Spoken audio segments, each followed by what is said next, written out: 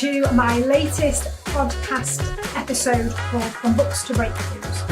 And I'm trying to uncover and to bring forward some of the things that are kept hidden and that drive our behaviours in a way that isn't necessarily the best thing for us and can actually cause us quite a lot of harm. I wanted to just think about the topic of self-help. And ironically, I know what I do is self-help. So you have to bear with me on this one because there's a reason that this topic is so important. Because we need to actually think about why it is that there is a multi-billion-dollar industry out there in self-help. Why do we all need self-help in the first place? And why is it that we are looking for other people to validate and provide us with that self-help? When you start to think about it, it all feels a little bit odd. You know, we really do have the answers inside of us because we are the expert of our own experience and we often have the solutions to the challenges we face. We've just gotten ourselves into a situation in modern society where we're taught not to look deeper inside. We're taught not to listen to our bodies. We're taught not to listen to our gut instincts. In fact, we're taught that we only have 5 senses. 5 senses?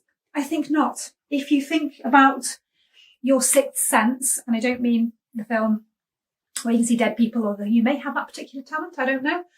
But the whole point is that we are taught that anything to do with a 6th sense is very much woo-woo, unicorn strokey, out there, scary, wrong, weird, bizarre. And as you'll know, if you've done some more of my work on my programs, that plays right into the flock response. So it keeps us locked in this space of fear and of not wanting to look towards anything different, not wanting to appear to be being different, and we go with the flock to keep us safe. It's a safety-seeking behaviour. So through the years, this idea of a 6th sense has kind of been peddled out there as being something either stupid, to be ridiculed, or dangerous or wrong. But when you dig a bit deeper, and go with me on this, because I might be a unicorn stroker, but I also have a scientific mind. So let's look at this in more detail and blend the two together. You have the 5 primary senses, and we're taught that from a very early age. But what about your gut? What about your bodily feelings? What about your instincts? That gut feeling that tells you that something is not right for you. And we're also taught on the other side that use your gut. Use your gut. Always follow your gut, unless it goes against the popular narrative, because then you're not safe. You just need to do what you're told.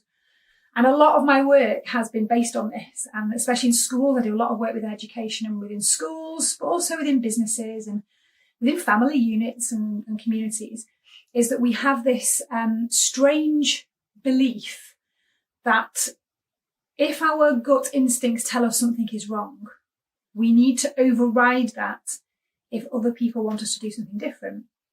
And it's so harmful and dangerous, really, really is, especially for raging people pleasers like me. My own trauma drive is fawn response, people pleasing behaviour.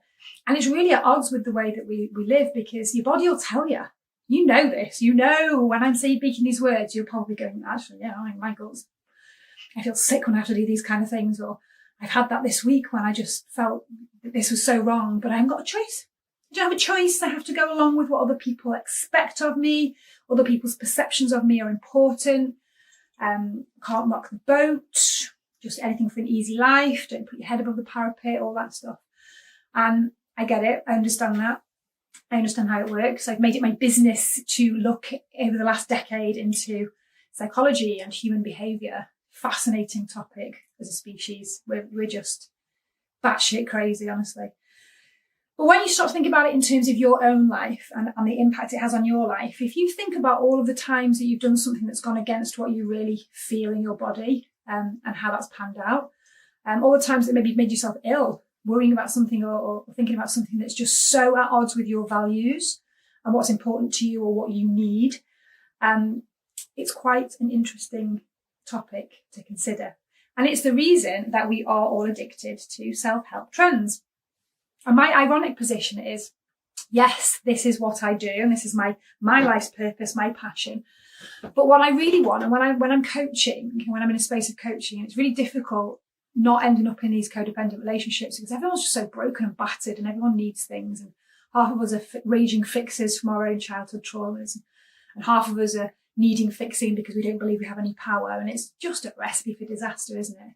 But once you dig out and you have that knowledge and you can start to process things a little bit differently and have a different filter on that, a different lens, you can start to adjust your behaviour and start to see, how things really are.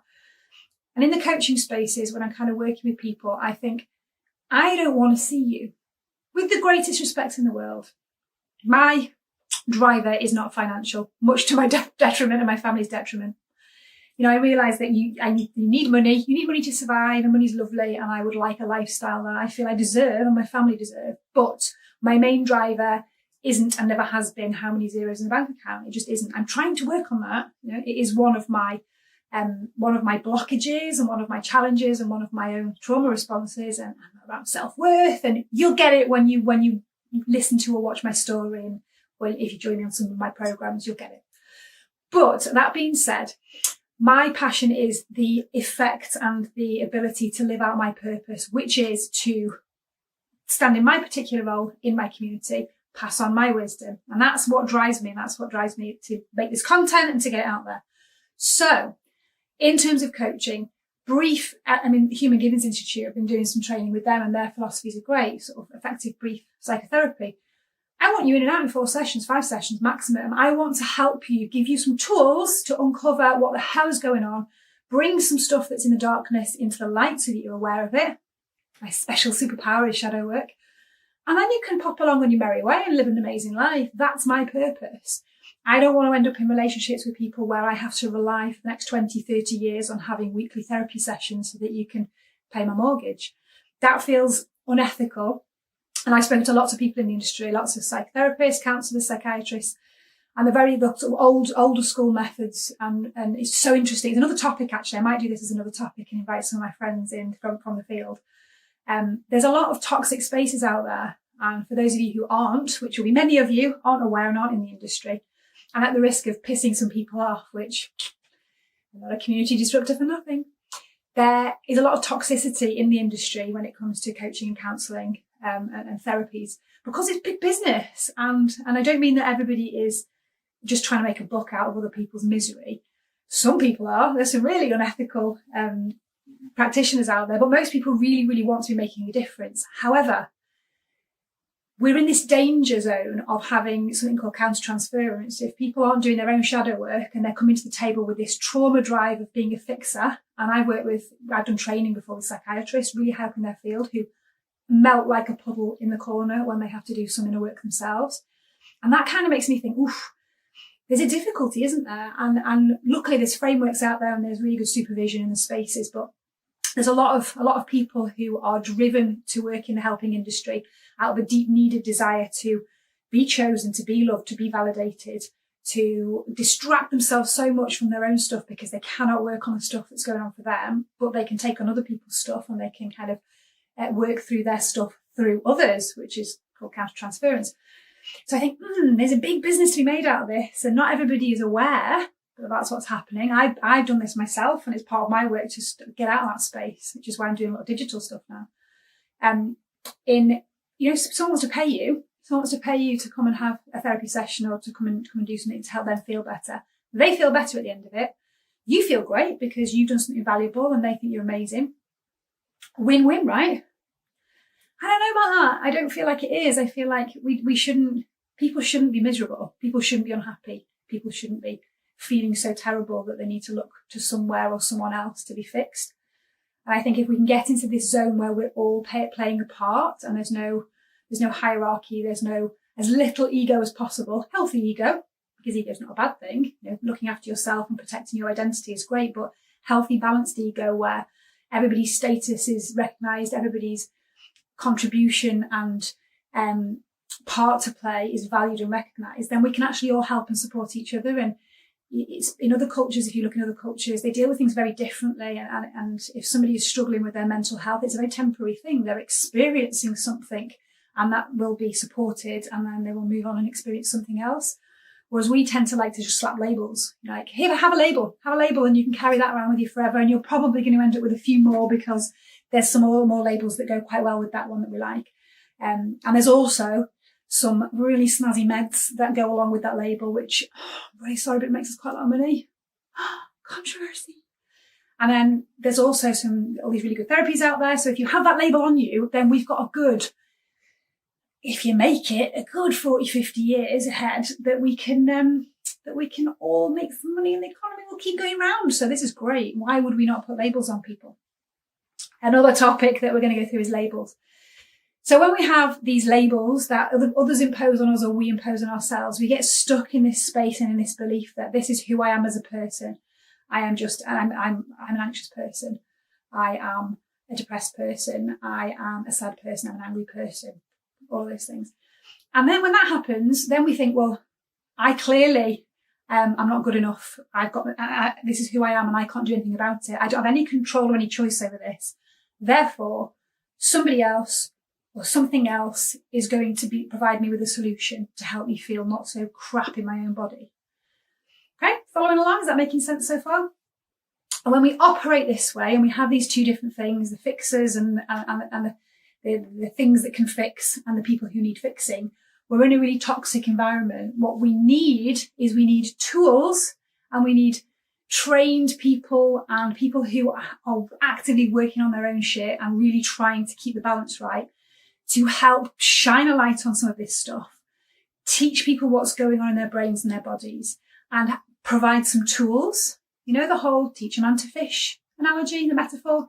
This is what we need more of, because then you light the touch paper for those people, and then they have their experience and they move through their experience and they have some tools to be able to use, and then they can pass it on to somebody else and light that touch paper. And that's, for me, a far more balanced and ethical and just better way to do things. And we all have to be able to sit in our own truth and take a step back when we need to. And I've had to do that a few times.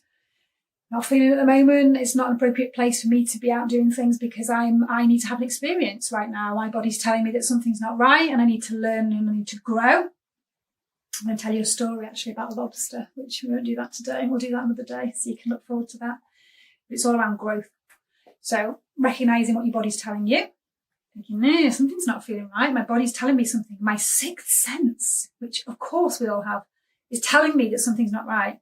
So I'm going to take myself away from the situations that I'm in. I'm going to reflect. I'm going to feel some feelings. I'm going to let some stuff come up.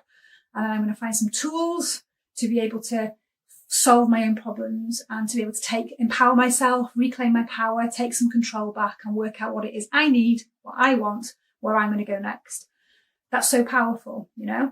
If we can all do that a little bit more, then that would be, I think it would change the way things work in society. So that's my aim, is to kind of bring some of that knowledge and some of those little truth bombs along the way, and having the courage to be able to acknowledge that in your own life, especially when you are in the helping industry. That's the most powerful thing you can do, I think, for the people, is to walk the talk and be really honest and authentic when you need to take a step back and reassess, and then you can come back with some more tools, your hero's quest. Look, guys, I've been out and this has happened and now I have some more tools that I can share. And do you have anything you want to share in return?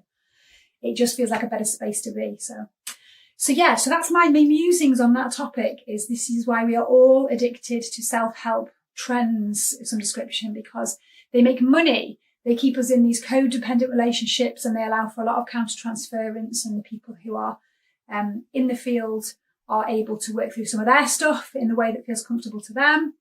The people who are really struggling often tend to stay in that struggly space because there is no way out, because you're not getting to the deeper root causes. So hopefully that's what I'm going to be able to bring to you guys. And I'm going to be bringing a few guests in. I've got lots of nice guests lined up, which I'm really excited about. And I'd like to be able to bring in some experts in this particular field. So I have a couple of friends who are neuroscientists. I have a couple of friends who are kind of leaders and experts in coaching and counselling, and they teach.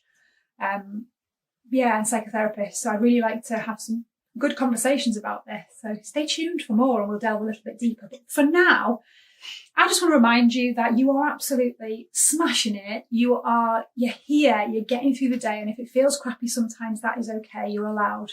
And there's nothing wrong with you. You're not broken. You're not lost. You're just in a space where you've forgotten where your power lies and you've forgotten who you really are. And society's maybe battered you down a little bit too much, and you need a little bit of space to regroup and to find yourself and to try and not find yourself, because you're not lost, to dig in and weed out some of the things that are holding you back and find some of those root causes. It's a rediscovery, isn't it? It's an excavation, getting rid of all the crap and finding what makes you happy, what lights you up, what your actual needs are, not what everybody else's needs are. So yeah, that's where I'm going to leave it. I think that's a little bit of a topic just to give you a flavour of some of the things that I want to be covering, and just to give you a little insight into what's really going on. And yeah, ironically, there are some tools and there are some things that I have on my learning platforms that are specifically geared towards this. So yeah, have a good look at that, because I've got some really cool weeds and seeds. I like my nature analogy, so weeds and seeds, some specific things to work through to actually get to the root of your stuff, because this one size fits all kind of templates and things, they just scratch the surface. This is why a lot of them don't work. Most of them, in my opinion, don't work, because they're not personalised enough. They're not person-centred, and they don't get to the crux of the matter of what's going on for you as an individual. So by actually going deeper and weeding out some of those roots, then you're able to do a bit of reprogramming and uninstall some faulty software, program in some of the stuff that's going to work for you. And then at that point, you know, the stuff that you may have come across in the past, you might have shelves full of empty journals that you don't use, and loads of vision boards and loads of programs and all kinds of things just sat there on your phone that you can't really get motivated to, and they're not really working for you. Once you've done a spot of weeding and you've got rid of some of the old stuff, then actually all of those tools, those kind of surface level tools, become really powerful, and you can then start to use them. It's like you're in your car and you've got your foot on the gas, but you're in neutral and you're really striving ahead, but you can't move because there's something stuck holding you back. You have to look at what that is. As soon as you weed that out and get rid of it, you're flying, you know, Ferrari time. You can use all those tools and all the wisdom you've had before, and they'll start to work for you and start to move you forward. So yeah, that's my little musings for today. So I hope you have got some value out of that particular topic. I will be taking it further, but for now, jump on the Spotify playlist, because one of the things that you can do to help yourself feel better in real time is to have some feel-good tunes. So every one of my guests is going to start compiling some tunes, and I'd love to hear your favourite. If you have a real good feel-good tune that you want to add to the playlist, then get in touch and let me know, and we'll get it on there, and it'll just make you feel a little bit better. So I will see you in the next episode. Lots of love.